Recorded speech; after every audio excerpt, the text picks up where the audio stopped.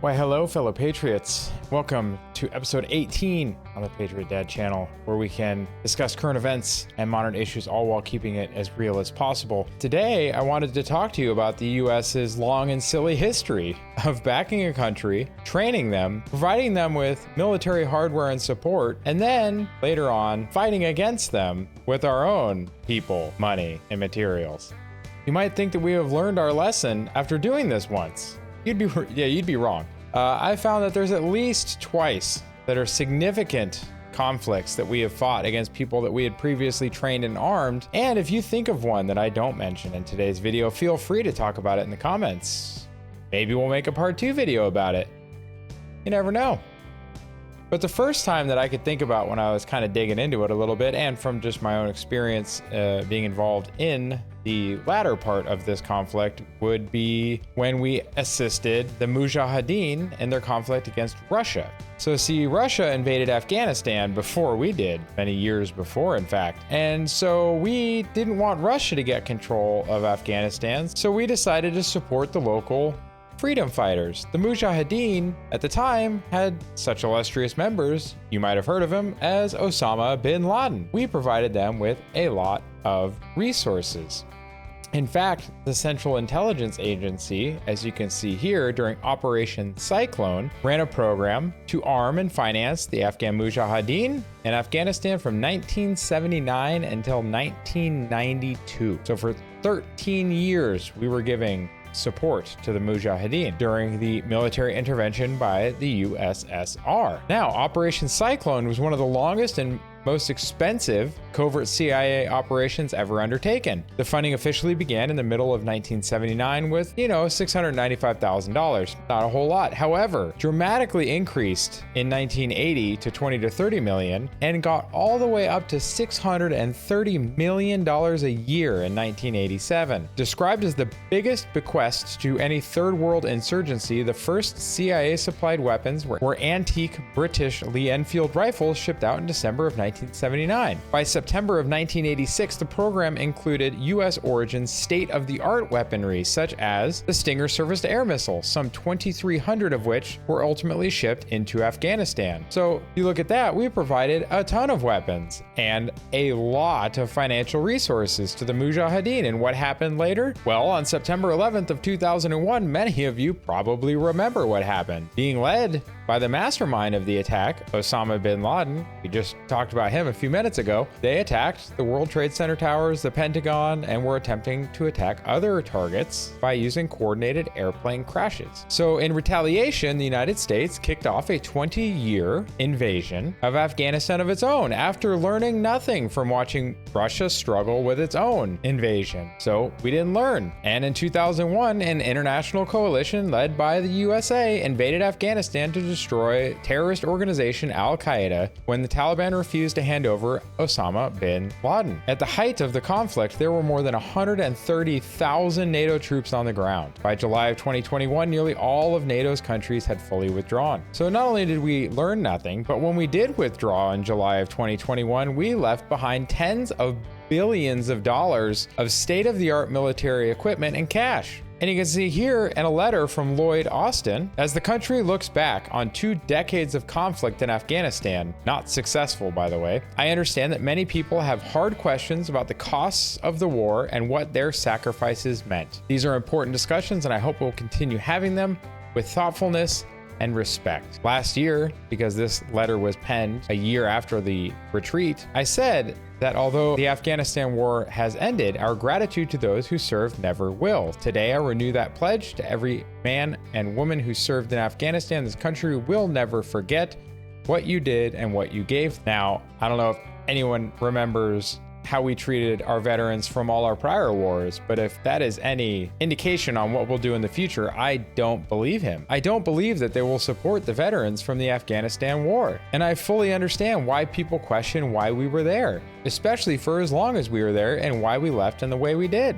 Someday, we will be fighting our own equipment again in the Middle East, of that I am certain. We love bombing people all over the world for some strange reason, and I'm sure it won't take too terribly long for us as a country and our military to get back to one of its favorite pastimes. The military-industrial complex can't seem to go a few years without dropping bombs on kids somewhere in the world. So hopefully I'm wrong about that. Now, the second time that we supported a country and then ended up fighting against them later that I could find would be Iraq. So we gave support to Iraq in its war against Iran by providing then President Saddam Hussein financial and material and training support. The Reagan administration secretly decided to provide highly classified intelligence to Iraq in the spring of 1982, more than 2 years earlier than previously disclosed, while also permitting the sale of American-made arms to Baghdad in the successful effort to help President Saddam Hussein avert imminent defeat in the war with Iran. The American decision to lend crucial help to Baghdad so early in the 1980 to 88 Iran-Iraq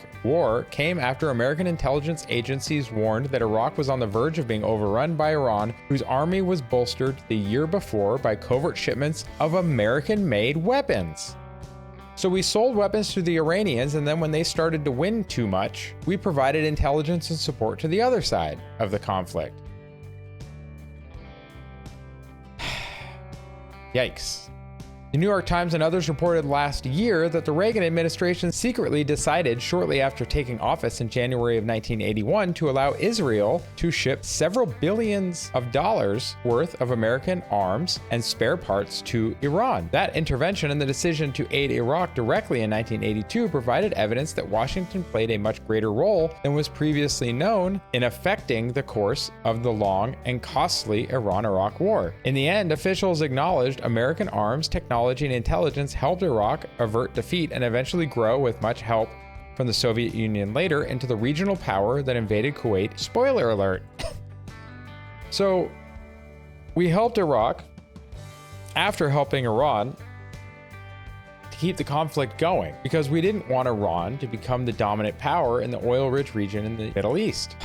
So then, at the end of the Iran-Iraq War between 1980 and 1988, Iraq emerged with its state intact and a reinforced sense of national pride, but laden with massive debt. Iraq had largely financed the war effort through loans and owed some $37 billion to the Gulf creditors in 1990. Iraqi President Saddam Hussein called on the United Arab Emirates and Kuwait to cancel the Iraqi debt they held, arguing that the loans should be considered payments to Iraq for protecting the Arabian Peninsula from Iranian expansionism, but his appeals went unanswered, and the Gulf states' refusal to cancel Iraq's war debts contributed to Saddam Hussein's decision to make threats against Iraq's rich but militarily weak neighbors, including Kuwait. So what happened?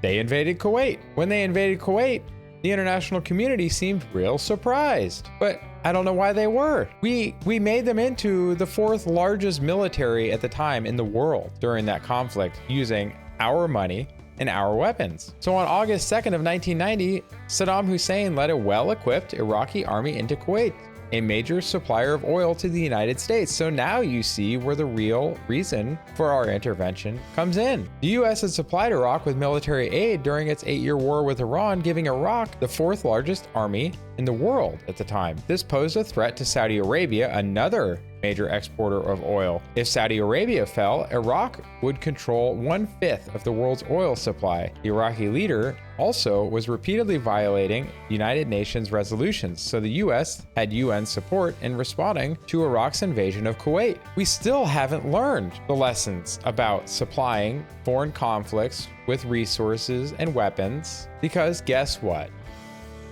We're in the middle of doing it again in Europe. The military-industrial complex loves nothing more than to sell weapons to all sides of a conflict, but if it can't sell weapons to all sides, it's perfectly happy selling them to at least one side. So, you look at US aid sent to Ukraine between January of 2022 and May of 2023. At the time of this graphic, that was $76.8 billion, of which 61% was military aid, 34% was budgetary assistance and financial aid, and a measly 5%, or $3.9 billion of aid that's been sent to Ukraine at the time of this graphic was for humanitarian aid.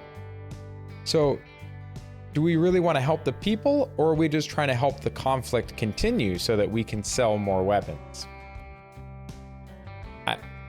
Look at the numbers.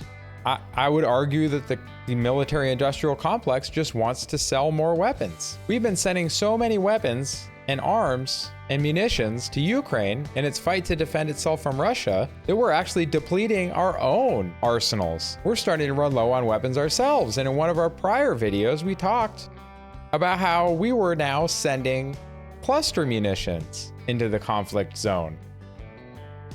Those aren't even permitted for use by over 100 countries in the world because of their risk later on to civilians. But you know what? When we run out of the good weapons to sell, we'll keep selling the bad ones. And if you look here, the United States, according to this graphic from the Council of Foreign Relations, the United States has contributed more aid to the conflict in Ukraine than what appears to be every other country on this top 20 donor list combined. Now, I would not be surprised if sometime in the near future we're fighting a ground war in Europe against equipment that we sent over into Europe today. I don't think we're ever going to learn our lesson, at least not until we hold those accountable that make these poor decisions. Thank you for watching the video today. If you enjoyed it, please give it a thumbs up and leave a comment. If you would like to see more videos like it, subscribe to the channel and click the little bell icon so you can be notified when I upload new videos. Please share the video with friends and family. And if you have a comment or would like to recommend a future topic for a video, please include it in the comments below. Following today's topic, we are going to actually be kicking off a little mini-series. This mini-series is going to be looking at the origin documents and our founding documents for the United States. We're going to work our way from the Magna Carta all the way through the various articles of the Constitution. I look forward to these videos because this is something that we all need to know a little bit more about, and I enjoy learning while I'm researching for these videos. We might also do a few midweek videos during this series to review more songs or cultural events. Songs like the song from our channel friend, Dr. Bibi, that we reviewed last week in the middle of the week. That song and that video has actually been quite popular. Take care, everyone. God bless, and bye for now. Go ahead and check out one of the links on the screen now to either subscribe to the channel and see the rest of the videos of the channel, or one of the carefully selected videos that you may wish to see that YouTube has used its algorithm to select for you.